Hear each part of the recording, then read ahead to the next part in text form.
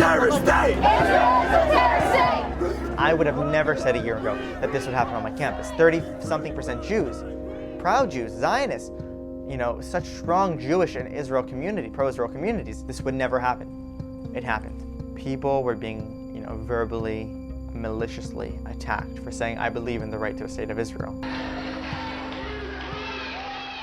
The anti-Israel sentiment has only escalated.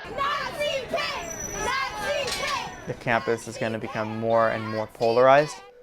Things have just gotten a lot crazier and more negative on campus. The negativity and the loudness, the abrasiveness on campus make it difficult for me to be open about supporting Israel. A lot of students feel harassed and uncomfortable in their own living situation. I don't think it's acceptable criticism of Israel when Israel becomes villainized, when Israel becomes the big bad devil. You see these pamphlets that depict Jews with hooked noses and sucking children's blood, and I think that is classic anti-Semitism.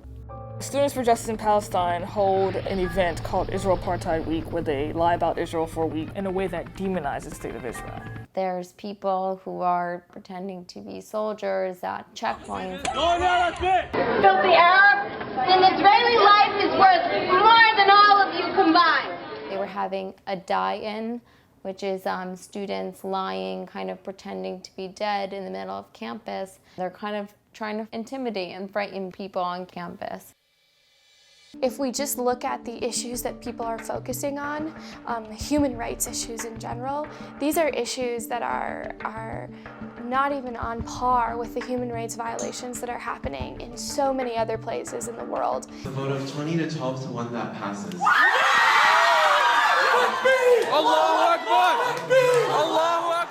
Pro-Israel students who spoke at the Central Student Government vote faced threats from various groups. All of these disparaging insults, accompanied by threats of violence, are messages that I and other members of Central Student Government have been receiving this past week. Students were also called dirty Jews, things like this. Especially those on Central Student Government were called on the phone saying, we know where you live, like vote with us or else. To say that this is a non-violent, peaceful movement, I would seriously disagree, especially with the number of emails and harassing texts and harassing voicemails and harassing calls that have caused me to miss class for a week.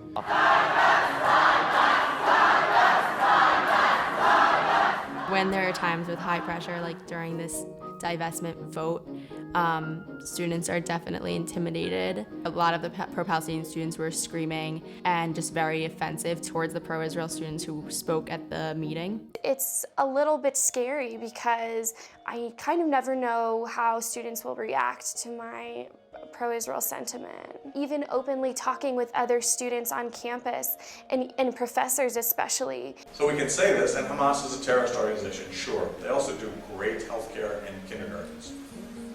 Hamas doesn't recognize Israel. So what? You see it in Columbia, Saliba, Khalidi, Masad. They're all tenured professors, and they're all espousing their very anti-Israel and distorted views on the students. As a student, the power dynamics are there. I feel powerless in a sense and very intimidated that these figures of authority and academic knowledge are basically invalidating everything I support. They will stage a walkout, in some cases even curse at the speaker. They're notorious for doing this. My only purpose today is that this event is shut down. Johnny Garber speaks for Israeli apartheid. Johnny Garber speaks for Israeli apartheid. Genocide at the hands of the IDF. It sounds like it was a very specific thing that happened nationally. They had their very specific script that they were reading from a piece of paper about how Noni Darwish supports Israeli apartheid.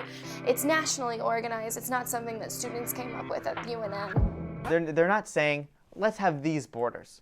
They're saying, let's have all of Israel gone. Israel has no right to exist. From the river to the sea, Palestine will be free. What it essentially means is that from the river, meaning the Jordan River, to the sea, meaning the Mediterranean Sea, Palestine will be free, meaning all of Israel, as it currently exists, will be dissolved, and in its place will be a Palestinian state.